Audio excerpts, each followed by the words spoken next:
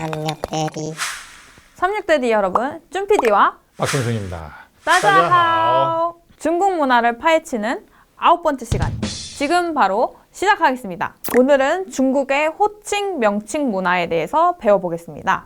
교수님, 네, 제가 지금 질문 드리는 부분은 살짝 예민할 수 있는 부분인데 괜찮을까요? 괜찮습니다. 중국인을 짱깨라고 속되게 칭하잖아요. 네, 도대체 짱깨가 뭘까요? 짱깨는 중국어로 사장님, 가게 주인을 의미하는 말이에요.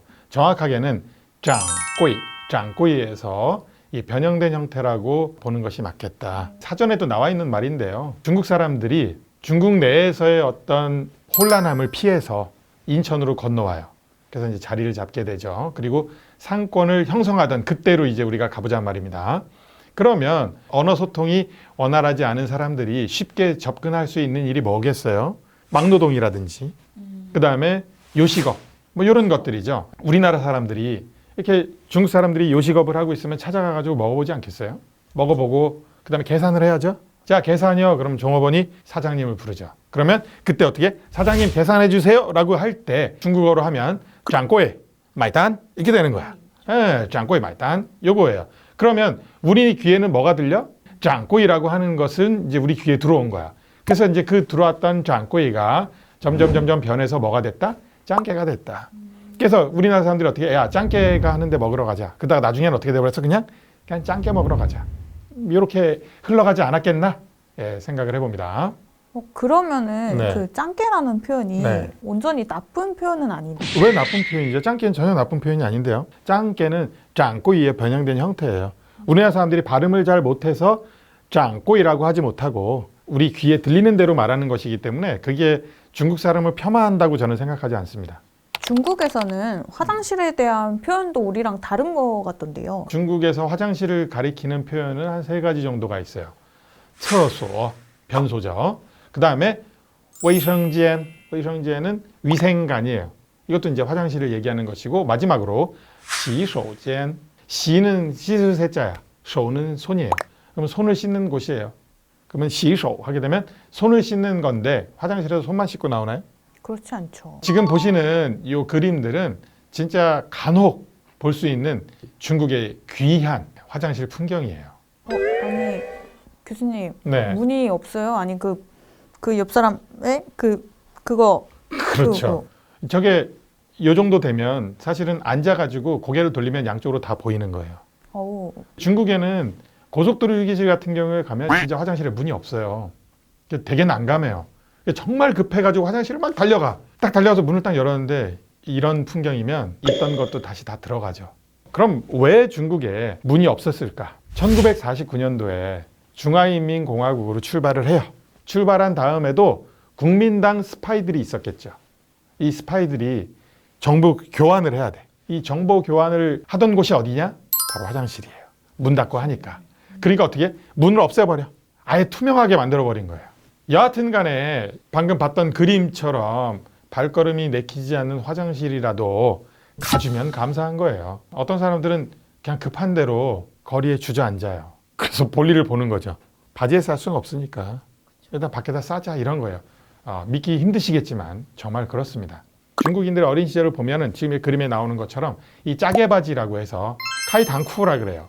그래서 이 사이로 그냥 용변을 보는 것이 몸에 배어서 급하면 일단은 주저앉고 보는 뭐 이런 게 나오지 않았을까라는 거예요. 저 카이당쿠는 열려 있어요. 길 가다가 힘들면 앉으면 되는 거예요.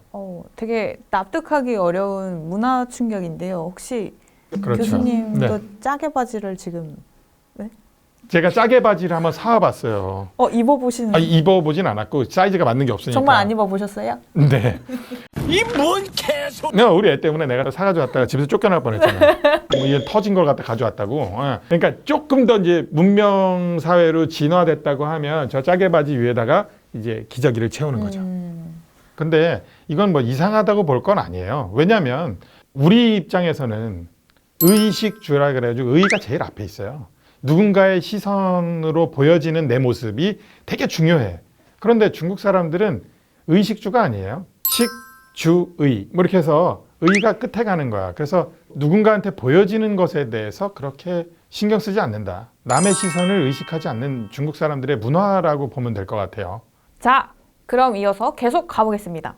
식당에서 주문하려고 할 때 종업원을 부르잖아요. 네. 그럴 때 샤오지에 이렇게 표현을 하던데요. 맞아요. 그 샤오제, 샤오는 작을 소자, 그 다음에 지에는 누이저자. 그래서 샤오제 그러면 작은 누나, 뭐 아가씨, 이모까지 쓸 수 있을 것 같아요. 예.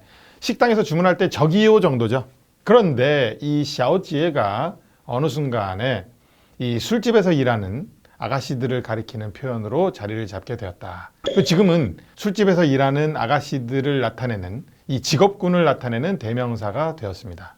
그렇게 되니까 식당이나 가게에서 저기요 할 때 샤오제 이렇게 하면 언짢아 해요. 그러면 이제 어떻게 해주는 것이 맞느냐? 부우연 이렇게 하면 이제 종업원 이렇게 이제 하는 것이 맞겠죠. 혹시나 여행을 간다? 그러면 샤오제 이렇게 하시면 곤란하다. 어떻게 한다? 부에 그렇습니다. 그렇게 하면 좋죠.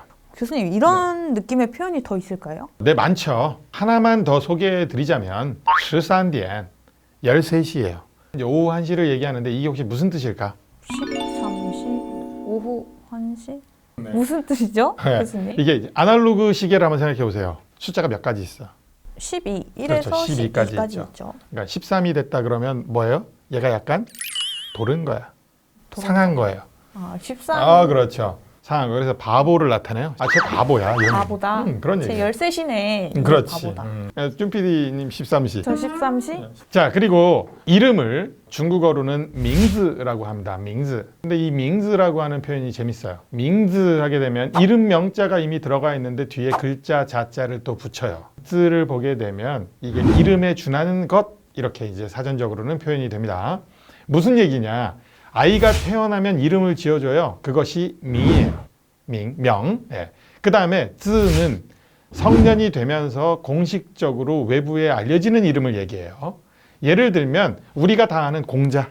공자는 이름이 원래 공구예요. 공구. 그리고 자는 중리예요. 그렇게 이름과 자를 갖다 가지고 있다.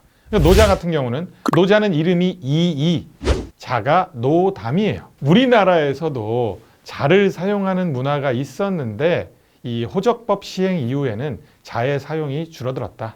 중국에서는 이제 신문화 운동을 기점으로 해서 자는 이제 더 이상 사용하지 않게 되었다고 합니다. 하지만 표현할 때는 그냥 밍만 쓰면 웃기잖아요. 你叫什么名 이러면 좀 이상하니까 밍즈를 그대로 붙여준다. 그래서 어떻게 你叫什么名字 이제 이런 식으로 이름을 묻는다. 네, 오늘 호칭, 명칭과 문화를 알아보는 시간이었습니다. 여러분들을 위해서 준비한 내용 여기까지고요. 다음 시간 또한 리얼하게 차이나는 주제로 돌아오겠습니다. 그럼 이만 짜이제! 구독, 좋아요, 알림 설정 부탁드리겠습니다.